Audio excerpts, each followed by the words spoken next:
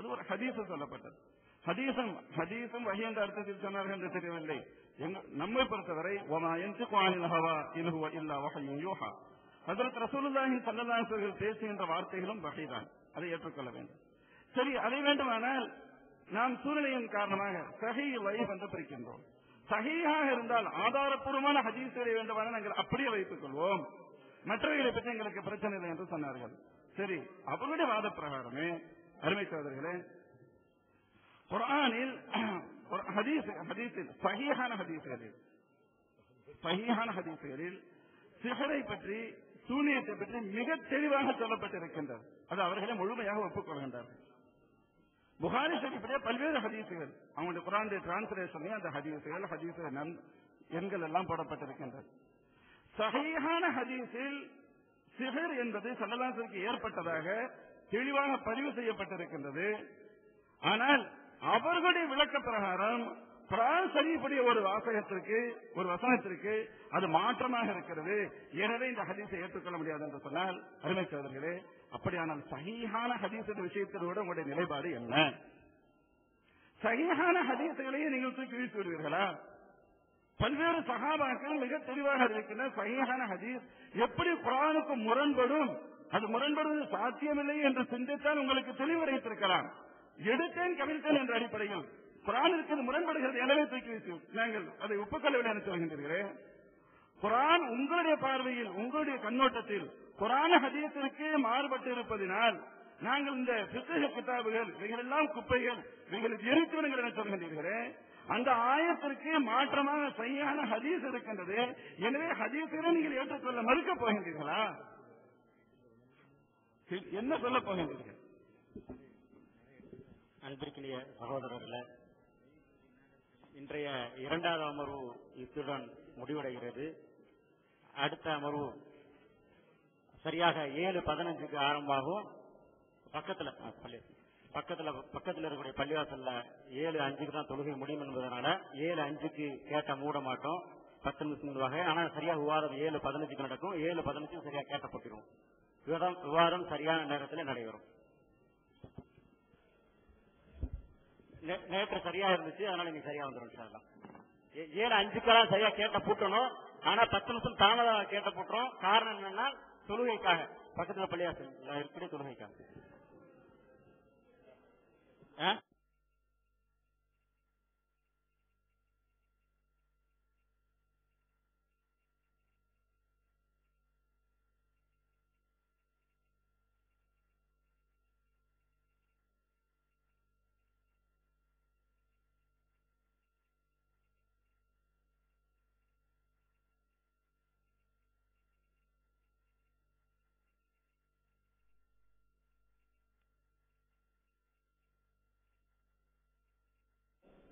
யாருமே நிக்க கூடாது, எந்த விதமான சலசலப்பும் வரக்கூடாது. எல்லாரும் உள்ள வெளியே நிக்கிறவங்க எல்லாரும் மெயின் கேட் சாப்பிட்டு சொல்லுங்க.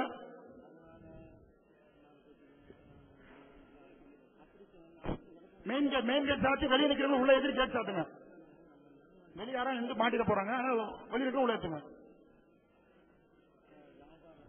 ஒரு நிமிஷம் தான் இருக்கு.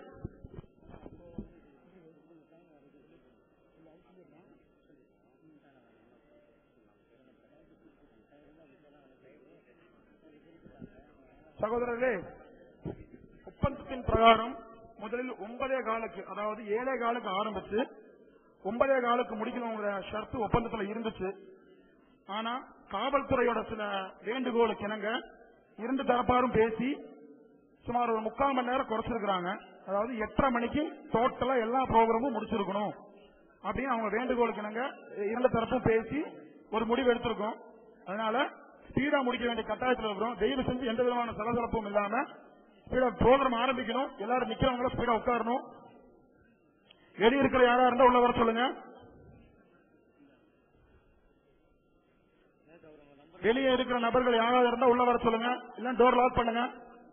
கடை இருக்காங்களா கேட்டு லாக் பண்ணுங்க.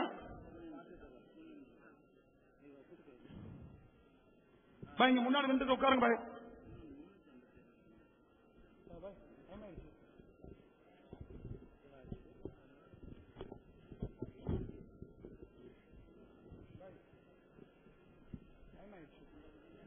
ஆரம்பிச்சு சொல்லலாமா? உட்காந்துங்களா?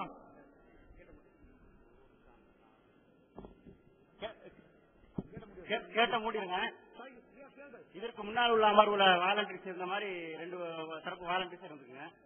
அதான் கலெக்டர் உட்காருங்க. டக்குன்னு ஆரம்பிக்கணும். 7:16 ஆயிடுச்சு. ஒரு நிமிஷம் அதிகமாயிருச்சு. எலக்ட்ரிஷியன் அந்த லைட் மேல உள்ள மேடையில் உள்ள லைட் கொஞ்சம் போட்டு விடுங்க.